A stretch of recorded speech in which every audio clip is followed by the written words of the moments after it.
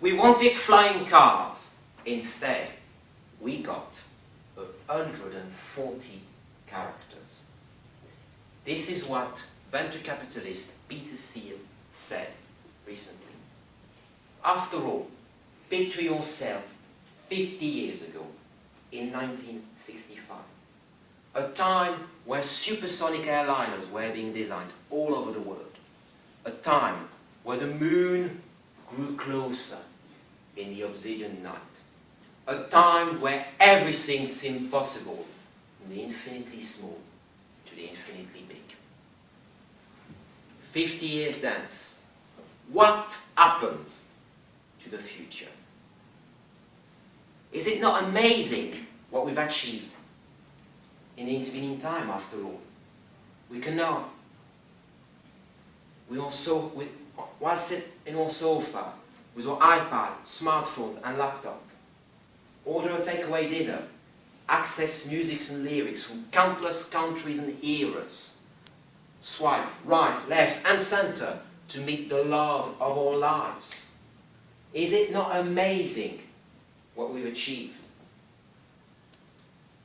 But in many ways, a smartphone, a mobile phone, is merely the grandchild of our grandfather's telegraph, reached through incremental progress stepwise. We've merely picked up the low-hanging fruit of incremental progress, while the big question and big issues remain unsolved. Once upon a time, the nations of the West wallowed in misery and poverty, constrained by their geography. After all, what lay out there in the vast ocean, in the seemingly endless seas? Why sail the seas? Why leap boldly into the unknown? Why take the risk? Why take the gamble? But some nations did, some people did, and brought back things that no one could have imagined nor foreseen in their wildest dreams at the time.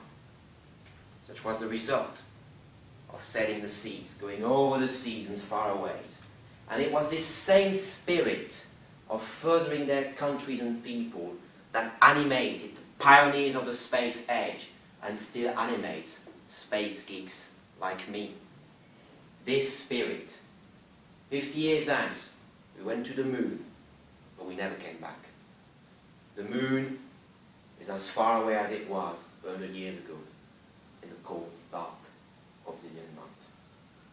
But it is not only in space that mankind has literally regressed or slowed down, as the case may be. Ever since fulfilling the desire that had taunted the art of man since Icarus and Daedalus, flying machines only became stronger, faster, and ever more powerful, crisscrossing highways in the heavens, linking people and places together, shrinking the world as the size of a plane's engine came ever closer. But however, this progress has stopped. Since 2003,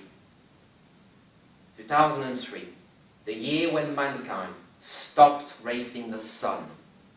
2003, the year Concorde flew. 2003, the year we stopped skimming the edge of space, the edge of heavens, the edge of dreams, by racing the sun. Such was the price, in many ways, of not annihilating mankind's worst enemy, expensive energy. Once upon a time, in a similar, many centuries ago, the dilemma was posed: how to beat the constraints of biology, of the bare power of the human animal muscle. And the answer laid in burning the bare rocks themselves, to leap into a new age, accelerated by the reason of machinery. In the 1960s, 50 years ago, people dreamt about electricity too cheap to meet us. But these dreams have never been fulfilled. There realize in my hand, in between my fingers, 7 grams of uranium, enough energy, 25 people for 1 year. Such is the power of the infinitely small. But we recall that a gamble in fright and horror and never harnessed this tremendous potential. Groundbreaking research now sits yellowed and forgotten in National Archive, with only geeks like me dusting it off from time to time.